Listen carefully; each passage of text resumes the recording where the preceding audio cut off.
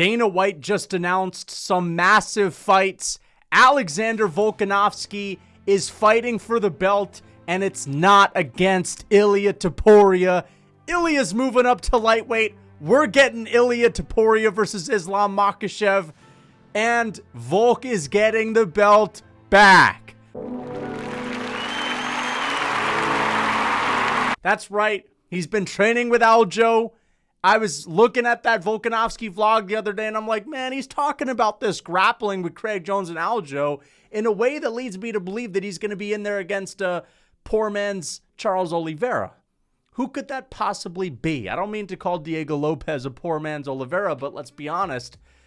Volkanovski, back in the day, said that he actually preferred the Oliveira matchup to Makhachev when he was supposed to be the short-notice backup fighter.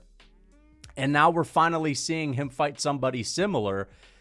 And even though, dude, Volk is about to become the only fighter over 35, he's going to be 36, I think he's 36, to ever win a belt in the lighter weight classes.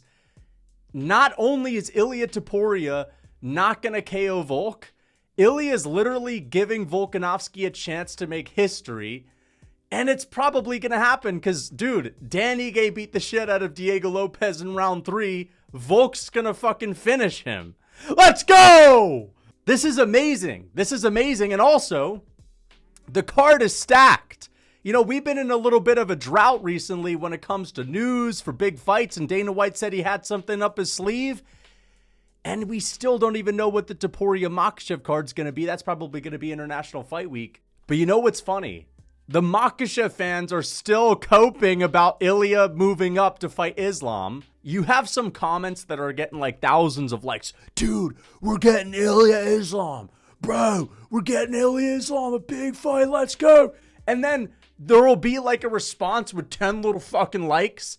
And the comment will be like, he doesn't deserve it yet, man. Everyone's going to say fuck featherweight. Fuck you. We're seeing that fight. Yeah, we're seeing that fight. The Makhachev freaking fanboys have been trying to gaslight the MMA world into thinking that this fight is not going to happen. It's unrealistic. Yeah. No, dude, this is one of the greatest fights in history, and we're probably going to see it. And there's a chance that we see a Dustin Poirier and Ilia Topuria fight first, or a Topuria versus Charles first, and it's not the end of the world, but I just know the UFC's not going to fumble this. This fight between Makhachev and Topuria is on a silver platter. Makhachev is not going to turn down any fights because Makhachev is not a duck.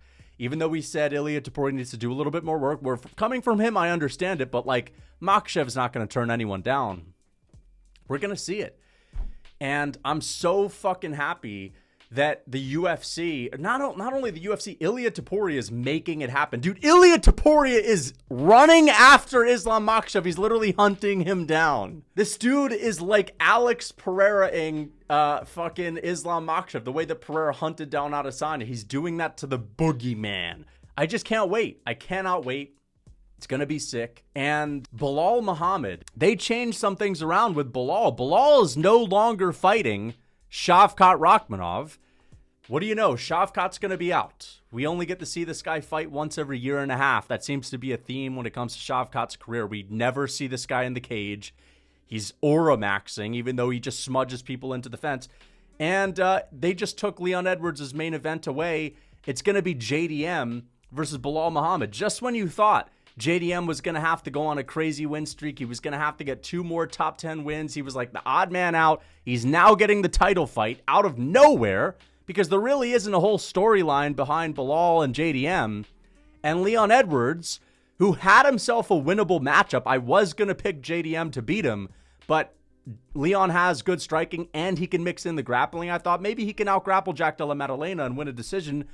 Now Leon's going to fight someone he can't out-grapple in Sean Brady, who might just be even better at controlling people on the ground than Belal Muhammad.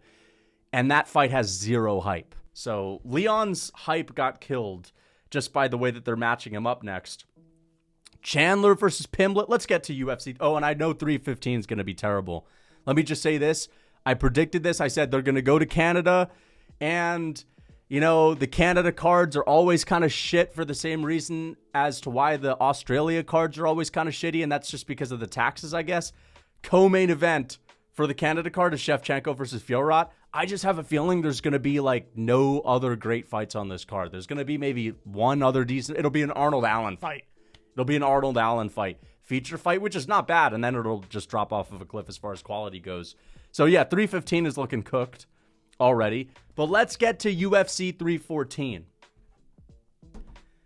Volkanovski, main event, Diego Lopes for the featherweight title. We no longer have to dread 36-year-old Volk coming back to the featherweight division to fight the guy that just KO'd him after he's gotten KO'd twice in a row. Volk's been out of the cage for a year and a half. He's been training with Aljo. He's been getting the specifics training in with Craig Jones. And he's going in there against a guy who's a known gasser. If Volkanovski goes in there with an improved defensive game, all right, I think he wins this. I've never picked a Volk fight wrong since the first fight that he had with Holloway. Since then, I've never picked a Volk fight wrong. I've gotten every single one right.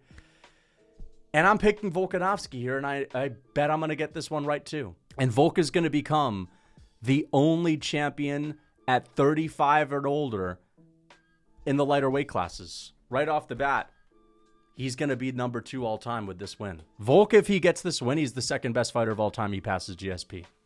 Diego Lopes is an amazing win. Diego Lopes, if it's not for Volkanovski, and his resume, it would be Diego Lopes fighting Ilia Topuria if, Volkanovski was out of the picture. So this is going to be a really good title win for Volk. What is that going to be? Title win number 7? Yeah, man, things are looking pretty good. He's been training with Aljo. He's been training with Craig Jones. There's going to be some people saying, yeah, but he can't go to the ground with Lopes, man. Yeah, he can't go to the ground with Lopes, even though he beat the fuck out of Brian Ortega. He can go to the ground with Lopes. In fact, do it in the first round. Volk, just, don't really impose your will too much in the first round outside of the grappling. Kick on the outside a little bit. Jab him up a little bit. But maybe shoot a takedown because you know what? Diego Lopes is not subbing Volk. Volk can hover max. He's really good at playing that grappling without getting into the jiu-jitsu. Volk wins the first round if he grapples. I'm telling you that. And if he doesn't grapple, he'll probably win too. And again, it's like, yeah, Volk got KO'd by Ilia, but it's like, Diego Lopes can crack. He's very dangerous early on. He can KO Volk for sure. It's a scary matchup. It's a very scary matchup because Diego Lopes, he's going to have heavy, heavy hands. But, after the first 5 minutes, Diego Lopes kind of gets noticeably worse. And I think Volk is going to TKO him. Chandler versus Pimblett.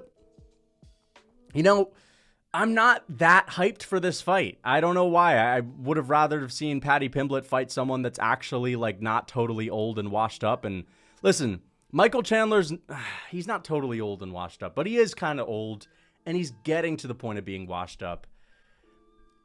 But, now that I think of it, Chandler did win the 5th round against Oliveira.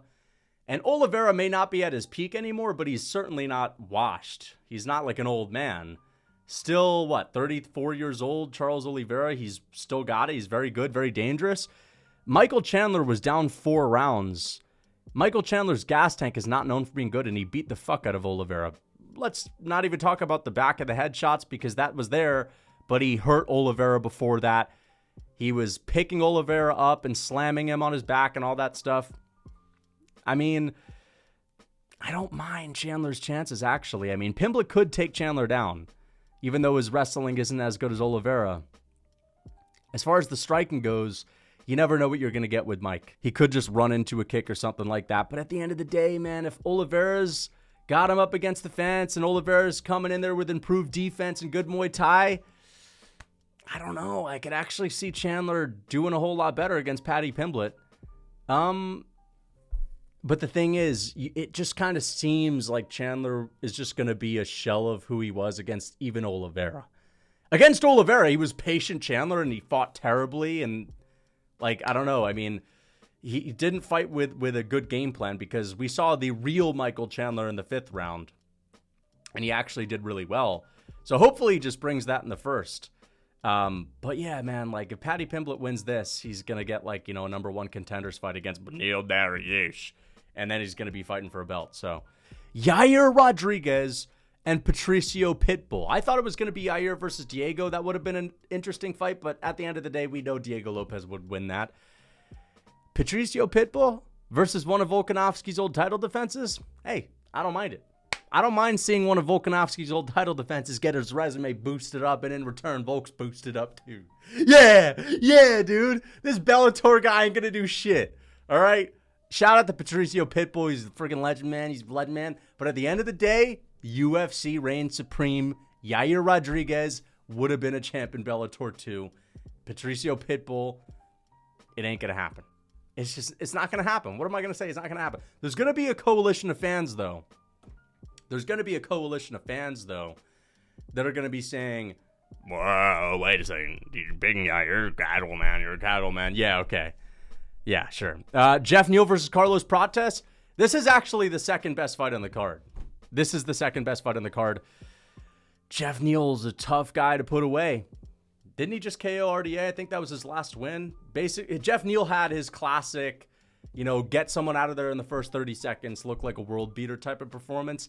This one might be the clinch him up type of performance. That's kind of how Jeff Neal's career goes. It goes from KOing Mike Perry in 10 seconds, looking like nobody could ever beat him, to clinching with Neil Magny and losing a decision, to having the war of a century with Shavkat Rakhmonov, to having a clinch fest with Ian Gary, sort of, to blowing out RDA in the first round, making him look like, nobody could ever stop him, not even the fucking top 3 heavyweights combined, to having a clinch fest with Carlos Prates.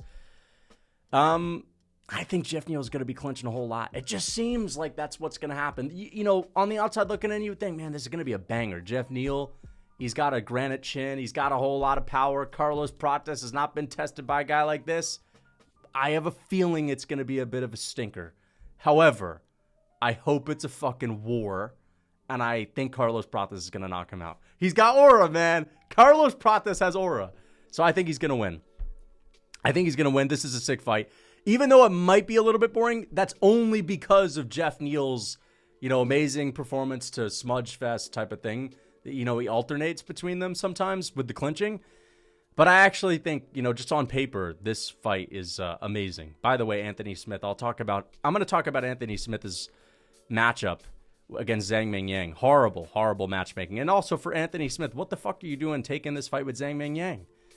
You could have bargained for like an old head or something like that. I don't understand it. I don't get it at all. Doesn't make any sense.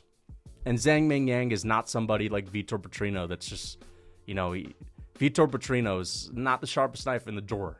You could just tell that. Zhang Mingyang, on the other hand, he's not just going to fucking toss himself into a guillotine.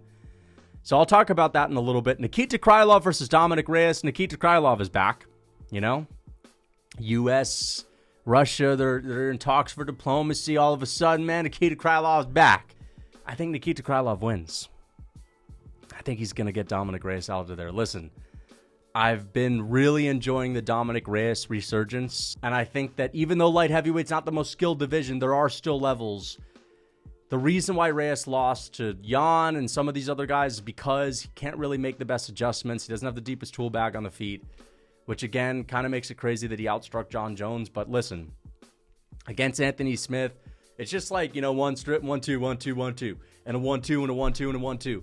The big old 1-2s from Dominick Reyes. And then Nikita Krylov, he's got that light heavyweight, unorthodox ability. He's got a little bit of that. Every light heavyweight's got a little bit of unorthodox in the top 5 or above. And he's got the grappling. And Dominick Reyes has good takedown defense. He's an athlete, but Nikita Krylov actually has some very good, sneaky and crafty grappling. He's a tricky customer. So I think that Nikita Krylov is actually going to get this one done by KO. Dan Ige versus Sean Woodson. Love it. Sean Woodson, he's on a crazy win streak. He's finally getting a shot at the rankings, so that's massive for him. This is going to be an interesting fight. I mean, Dan Ige, short and stocky. Sean Woodson, he's built like a Martian, right? He's like, the tallest featherweight.